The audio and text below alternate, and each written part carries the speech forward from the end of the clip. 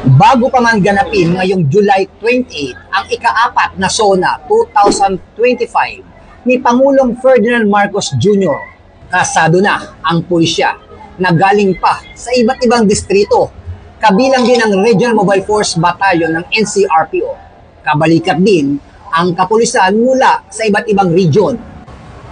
Personal din na ininspeksyon ni Philippine National Police Chief Police General Nicolas de Torre III ang kalagayan ng kapulisan na nakatalaga sa SONA 2025. Kapulisan na gabi pa lang nandito para siguraduhin ng seguridad ng SONA 2025, sir. Ako'y nagpapasalamat sa ating mga kasamahan at na-appreciate natin, nare-recognize natin ang kanilang serbisyo sa bayan sa mga panahong ito. Sir, sa pagkain po nila, paano po, sir? Kompleto naman tayo. Kasama yan sa plano natin ang logistics. Plus ang mobilization, demobilization, tubig, pagkain, CDM shields, raincoats, lahat yan. Samantala, simula St. Peter Parish hanggang Batasan, nilakad at tiniyak ni NCRPO Regional Director Police Major General Anthony Abiring na nagagampanan ng kapulisan ang tungkulin at seguridad sa gaganaping SONA.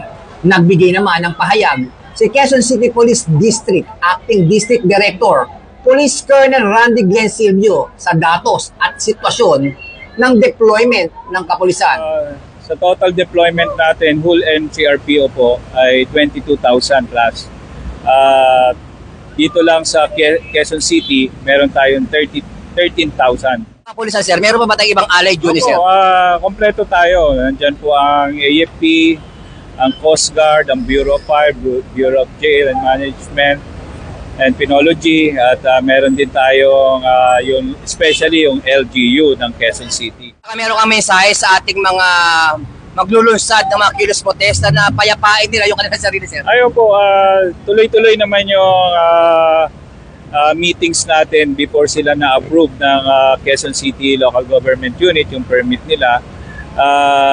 Nangako naman sila na tahimik at maayos ang kanilang gagawing rally ngayong around ang bali ang inapprove sa kanila ay 1 PM to 5 PM.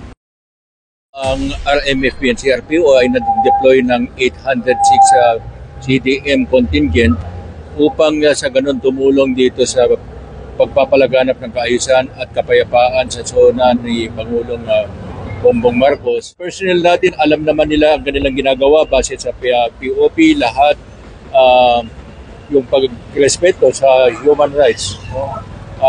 Yun ang pinakamahalaga doon na igalan natin karapatan ng bawat isa, kahit yung mga realista, igalang natin yung kung ano yung pinaglalaban nila. Alerto din ang human rights officers upang tiyakin na walang malalabag na karapatang pantao ang pulisya ngayong SONA. Sir, ang function po talaga ng human rights is for monitoring at masiguro ng ating tropa na hindi sila nagbabiolate at wala pong natatapahang karapatan ng pantao. So, nandito po kami sa pang-apat na SONA ni President Marcos. Pagkadalasang pag gantong SONA ay mayroon po tayo inaasahan ng mga kilusang manggagawa. So, yung tinatawag po natin ng B880 no, ng Republic Act o Public Assembly Act. So, kung mayroon o may permit man o wala, tayo po ay maintain lang po natin yung ating presensya at ay sundin ang karapatang pantao. Maging ang medical team upang magbigay ng paunang lunas kapag hinihingi ng pagkakataon. Mula po dito sa Commonwealth, Quezon City at sa ngalan po ng aming Regional Director ng NCRPO, Police Major General Anthony Abiring, at ang aming Force Commander ng Regional Mobile Force Battalion ng NCRPO, na walang iba kundi si Police Colonel Celso M. Rodriguez. Kami po ang inyong Police News Network Correspondent, Police Chief Master Sergeant Mauricio Bromilio Ruiz. At Patrolwoman Evelyn T. Lumabi. Alagad ng batas, tagataguyod ng balitang pulis. Police News Network. Alagad ng batas, tagapagtaguyod ng balitang pulis. Sandigan ng mamamayan, patnubay ng katotohanan.